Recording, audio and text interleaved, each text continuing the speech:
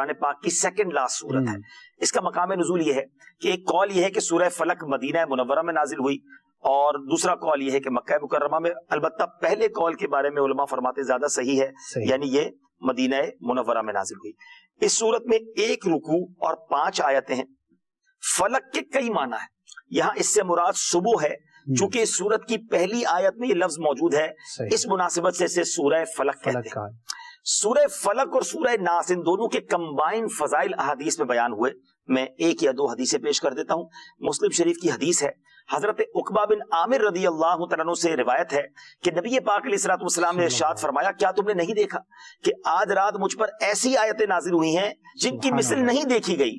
وہ آیتیں قل اعوذ برب الفلق اور قل اعوذ برب الناس، یعنی یہ دونوں صورتوں کے بارے میں نبی پاک علیہ الصلوۃ والسلام نے فرمایا. اسی طرح پیارے آقا علیہ الصلوۃ والسلام نے ایک اور جگہ فرمایا، میں تمہیں وہ کلمات نہ بتا دوں جو شریر جنات اور نظر بد سے اللہ تعالیٰ کی پناہ طلب کرنے میں سب سے افضل ہیں. انہوں نے عرض کی صحابہ کرام نے کہ حضور ضرور بتائیے. تو آپ نے فرمایا وہ کلمات یہ دونوں صورتیں ہیں، قل اعوذ برب الفلق اور قل اعوذ برب الناس. تو یاد رہے کہ جادو حق ہے، جادو ہو سکتا ہے، کرنے والے غلط ہیں، مگر جو لوگ انکار کرتے ہیں وہ درست نہیں، کیونکہ اس کا شان نزول ہی یہ ہے. سورہ فلق اور سورہ ناس ان دونوں کا شان نزول یہ ہے کہ لبید بن عاصم یہودی اور اس کی بیٹیوں نے نبی پاک علیہ الصلوۃ والسلام پر جادو کیا. پیارے آقا علیہ الصلوۃ والسلام کے جسم مبارک اور ظاہری اعضاء پر اس کا اثر ہوا، البتہ نبی پاک کی عقل مبارک اور اعتقاد پر کسی قسم کا اثر نہ ہوا. چند دنوں کے بعد جبریل امین علیہ الصلوۃ والسلام آئے اور انہوں نے عرض کی کہ ایک یہودی نے آپ پر جادو کیا ہے اور جادو کا کچھ سامان فلاں کنویں میں ایک پتھر کے نیچے دبا ہوا ہے. نبی پاک علیہ الصلوۃ والسلام نے حضرت علی کرم اللہ تعالی وجہ الکریم کو بھیجا اور انہوں نے کنویں کا پانی نکالنے کے بعد پتھر اٹھایا تو اس کے نیچے سے کھجور کے درخت کے نرم حصے سے بنی ہوئی تھیلی برآمد ہوئی.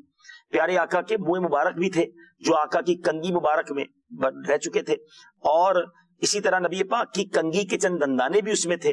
ایک ڈورا یا کمان کا چلا جس میں 11 گرہیں تھی، اور ایک موم کا پتلا تھا جس میں 11 سوئیاں چبوئی ہوئی تھی. یعنی اس زمانے میں بھی جادو ہوتا تھا، اور نبی پاک پر معاذ اللہ یہ کرنے کی کوشش کی گئی. یہ سب سامان جب نبی پاک کی بارگاہ میں حاضر کیا گیا تو اللہ تعالیٰ نے یہ دونوں صورتیں نازل فرمائی. 11 آیتیں اس میں، آپ ذرا غور سے سمجھیے گا. سورہ فلق میں 5، سورہ ناس میں 6، یہ 11 آل ٹوگیدر آیتیں نازل ہوئیں، اور ایک ایک آیت پڑھتے جاتے میرے آقا گرہیں کھلتی گئیں، اور جب سب گرہیں کھل گئیں نبی پاک علیہ الصلوۃ والسلام بالکل تندرست ہو گئے. آج بھی علماء کہتے ہیں کہ کوئی شخص صبح گھر سے نکلتے وقت، رات کو سوتے وقت اول آخر درود پاک پڑھے، سورہ فلق اور سورہ ناس پڑھ کر اپنے اوپر دم کر دے، انشاءاللہ ہر طرح کے جادو ٹونے اس طرح کی بری نظروں سے محفوظ رہے گا. تو آج آپ نے سورہ فلق اور سورہ ناس کا شان نزول بھی سن لیا، تو ان دونوں صورتوں کو اچھی طرح پڑھ بھی لیجئے، پڑھتے رہیے، اپنے وظائف میں شامل رکھیے، قرآن پاک کی برکتیں ملیں گی.